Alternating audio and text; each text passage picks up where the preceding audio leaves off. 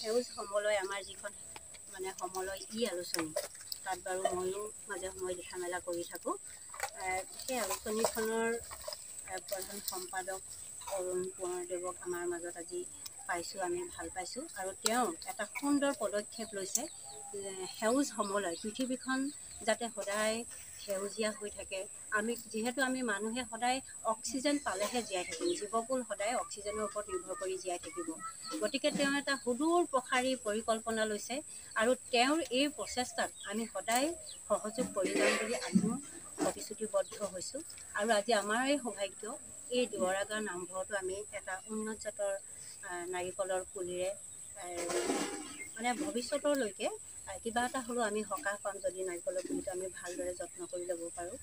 আৰু সেই সুবাদতে তেওঁ আজি আমাৰ মাজত উপস্থিত হৈছেহি আৰু আমাৰ আইসকল উপস্থিত থাকোঁতেই তেওঁ যাতে এই শুভকৰ্মভাগি নিজ হাতেৰে কৰে, তাৰ কাৰণে মই অনুৰোধ জনাইছোঁ। আৰু তেওঁক সদ্যহতে যিহেতু তেওঁ আমাৰ মাজত উপস্থিত হৈছে, গতিকে মই অসমীয়া চেনেহৰ ফুলাম গামোচা এখনেৰে আৰু ইয়াত যিহেতু এতিয়া সকলোখিনি মহিলা, কিন্তু পুৰুষৰ নামত এজনে আছে, গতিকে বেয়া নাপাব যদিও নিজৰ মানুহজনে হয়, মানে ফুলাম গামোচাখন দিবলৈ নাই জ্যেষ্ঠ নহয়, তাৰমানে সকলো হেৰি যে একেবাৰে ডাঙৰ আমাৰ আমৈদহে, তেওঁ যিহেতু আহিব পৰা নাই, সেইকাৰণে আপোনাকে দিছোঁ লওক।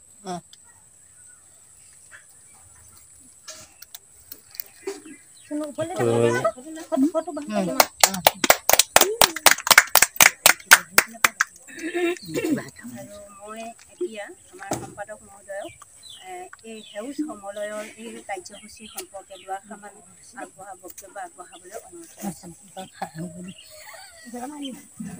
প্ৰথমে আমাৰ অতি শ্ৰদ্ধাৰ ৰজাপুৰ দুৱৰাগাঁও ২ নং নামঘৰৰ সন্মানীয় আই মাতৃসকল, আজি অনুষ্ঠানটো আঁত ধৰা মোৰ সহকৰ্মী জিনামণি বৰগোহাঁই দুৱৰা বাইদেউ, তাৰ লগতে আমাৰ এই নামঘৰৰ সন্মানীয় পৰিচালনা সমিতি আৰু আজি এই অনুষ্ঠানটোত উপস্থিত থকা অৰ্থাৎ ভাদৰ নামৰ শেষত এই সামৰণি দিনত উপস্থিত থকা অতিথিলৈ আমাৰ ফালৰ পৰা আন্তৰিক শ্ৰদ্ধা আৰু ওলগ নিবেদন কৰিছোঁ। আমি সাধাৰণতে এখন আলোচনী আজি বিগত প্ৰায় ৬-৭ বছৰমান হৈছে, সেই আলোচনীখন আমি ধাৰাবাহিকভাৱে প্ৰকাশ কৰি আছোঁ। আমাৰ উদ্দেশ্য কি যে আমাৰ ভাষা, সাহিত্য আৰু কলা সংস্কৃতিৰ দিশত এই সমলয় নামৰ যি আলোচনীখনে আমি অসমীয়া জাতিৰ ক্ষেত্ৰত এই ভাষা আৰু সংস্কৃতিলৈ আমি কিবা অৰিহণা আগবঢ়াব পাৰোঁ আৰু এখন চৰ্চা এখন মঞ্চ হিচাপে এই আলোচনীখন আমি প্ৰকাশ কৰিছোঁ। আৰু ৰাইজেও আমাক ঠিক তেনেধৰণে আলোচনীখন আদৰি লোৱাত আমিও উৎসাহিত হৈ কামখিনি আগবঢ়াই নি আছোঁ।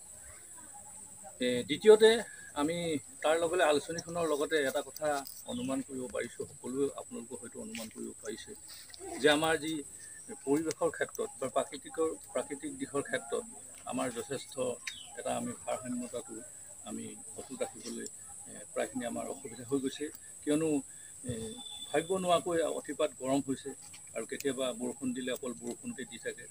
এনেধৰণৰ যি অস্বাভাৱিক যিটো বতৰৰ পৰিৱৰ্তন হ'ব ধৰিছে, আৰু তাৰ পৰিপ্ৰেক্ষত আমি অনুভৱ কৰিলোঁ যে আমি সমলয় হৈও কিবা প্ৰকৃতিৰ ক্ষেত্ৰত আমি সেৱা আগবঢ়াব পাৰোঁ নি, আৰু প্ৰকৃতিৰ হৈ আমি কিবা কিঞ্চিত আমি কাম কৰিব পাৰোঁ নি।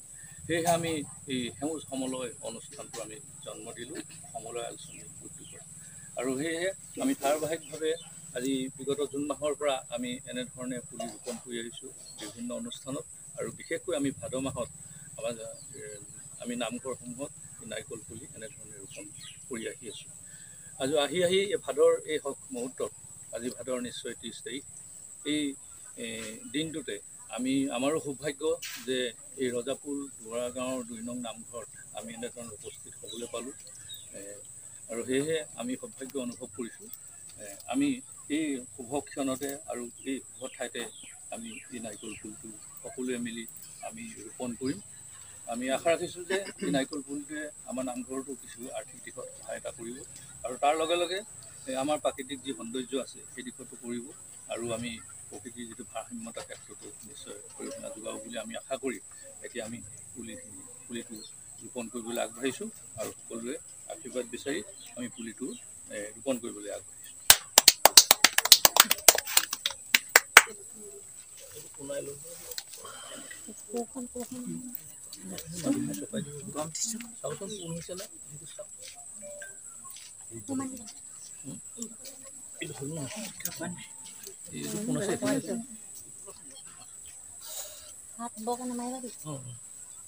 মাটিখিনি চপাই দিলে হৈ যাব।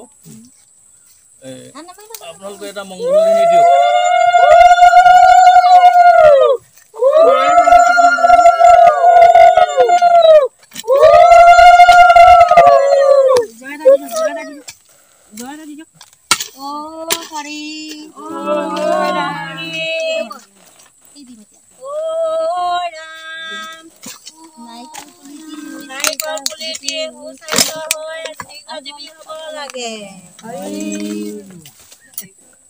সকলোকে পুনৰ ধন্যবাদ জনাইছোঁ।